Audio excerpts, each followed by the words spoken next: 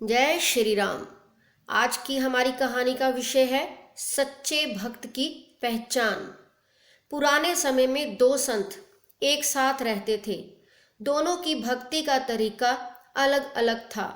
एक संत दिन भर तपस्या और मंत्र जाप करते रहता था, जबकि दूसरा संत रोज सुबह शाम पहले भगवान को भोग लगाता और फिर खुद भोजन करता था। एक दिन दोनों के बीच झगड़ा होने लगा कि बड़ा संत कौन है। इस दौरान वहां महर्षि नारद पहुंच गए। महर्षि नारद ने दोनों संतों से पूछा कि किस बात के लिए लड़ाई कर रहे हैं। संतों ने बताया कि हम ये तय नहीं कर पा रहे हैं कि दोनों में बड़ा संत कौन है। महर्षि नारद ने कहा कि ये तो छोटी सी बात है, इसका फैसला मैं कल कर दूंगा। अगले दिन महर्षि नारद ने मंदिर में दोनों संतों की जगह के पास हीरे की एक एक अंगूठी रख दी। पहले तप करने वाला संत वहां पहुंचा। उसने एक अंगूठी देखी और चुपचाप उसे अपने आसन के नीचे छिपाकर मंत्र जाप करने लगा।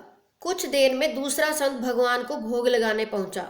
उसने भी हीरे की अंगूठी देखी, लेकिन उसने अंगूठी की ओर ध्यान नहीं दिया।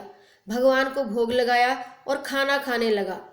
उसने अंगूठी नहीं उठाई। उसके मन में लालच नहीं जागा, क्योंकि उसे भरोसा था कि भगवान रोज उसके लिए खाने की व्यवस्था जरूर करेंगे।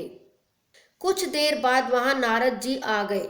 दोनों संतों ने पूछा कि अब आप बताएं कि हम दोनों में बड़ा संत कौन है। महर्षि नारद ने तपस्या करने वाले संत को खड़े होने के लिए कहा। जैसे ही वह संत खड़ा हुआ तो उसके आसन के नीचे छिपी हुई अंगूठी दिख गई। महर्षि नारद ने उससे कहा कि तुम दोनों में भोग लगाकर खाने वाला संत बड़ा है। तपस्या करने वाले संत में चोरी करने की बुरी आदत है। उसने भक्ति के समय में भी चोरी करने से संकोच नहीं किया, जबकि भोग लगाने वाले संत ने अंगूठी की ओर ध्यान तक नहीं दिया। इस कारण वही संत बड़ा है। प्रसंग की सीख। इस प्रसंग की सीख ये है कि भक्ति तभी सफल होती है जब भक्त के मन में बुरे विचार ना हो। भक्ति करते समय मन शांत रहना चाहिए। सच्चा भक्त कभी भी किसी लोभ में नहीं फंसता।